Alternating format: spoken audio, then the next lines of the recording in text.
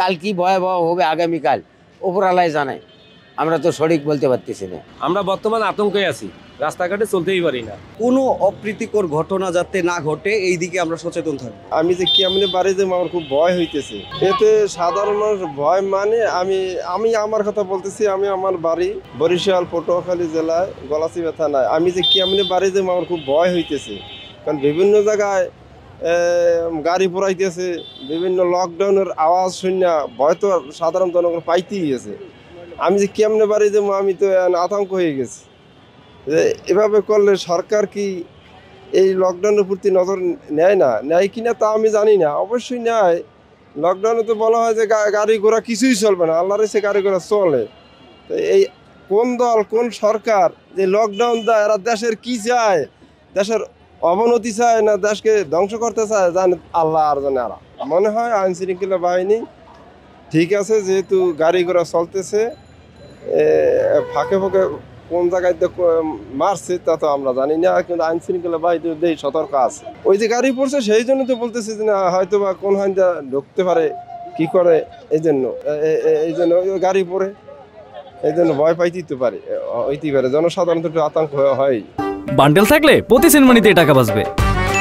বিকাশ send money bundle কিনে জিতুন প্রতি লেনদেনে। আমাদের সাধারণ শিক্ষার্থীরা মনে করি আসলে কালকের যে কর্মসূচি চলতেছে, তো ওই বিষয়টা আমাদের দেশের স্বার্থে। অলরেডি আমরা নিউজ পাইছি যে আমাদের সারা বাংলাদেশেই একটা অস্থিতিশীল পরিস্থিতি তৈরি হয়েছে।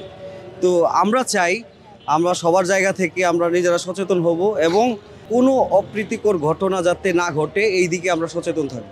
ভাই ভয় তো লাগে রোডে ঘাটে বেড়াইলে, যেভাবে সন্ত্রাসী চলতেছে, যাকে পাচল তাকে ধরেছে, রিক্সার যাত্রীকেও ধরিয়া টাকা পয়সা কাড়িয়ে নিতেছে।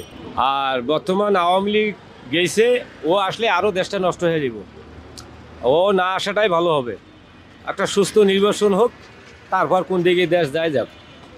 ঠিক আছে, আমরা বর্তমান আতঙ্কে আছি, রাস্তাঘাটে চলতেই পারি না, এমন অবস্থা আছে বর্তমান। এইভাবে চলতেছি, জীবনে আসতে পারবো না। আওয়ামী লীগ জীবনে আসতে পারবো না। 13 তারিখে কইছে ওই কয় সার হইব, তাই আসতে পারে?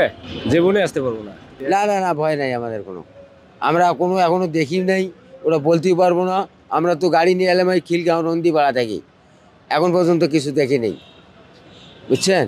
এই জায়গায় ঘুরিয়া বাবুবাজার আইসি মতিঝিল এলাম, বাবুবাজার দিয়ে ঘুরিয়া এই সদরঘাট দিয়ে ঘুরিয়া ক্যাপ মারি এখন এই ব্যক্তিতে পারে আমি দাঁড়াইছি, বুঝলেন। এখন 13 তারিখের কথা, আমরা তো রিক্সাওয়ালা, আমরা তো কিছু বলতে পারবো না বাবা, বুঝলেন। আমরা তো আর রাজনীতি করি না, আমরা পেটের রাজনীতি করি। ভোগ নাগলে আমরা এটাই উটকি বেড়াই করে খাবার আছে, হ্যাঁ, এটা উটকি বেড়াই আমরা, ওটা জানি না, এখন কইতেও পারবো না। এখন কাল কি ভয়াবহ হবে আগামীকাল উপরালায় জানায়, আমরা তো সঠিক বলতে পারতেছি না। নির্দিষ্ট কোনো দলকে আমরা এভাবে সাপোর্ট করি না, তাহলে আমাদের রাস্তাঘাটে চলাচল করতেও আমরা ভয় পাই না। তাড়াতাড়ি তো মনে হয় না অত কিছু হবে, কারণ এখন বর্তমানে তো কিছু হচ্ছে না এরকম। এখন যদি সময়ের পরিবর্তে সেটা বোঝা যাবে যে কি হতে পারে।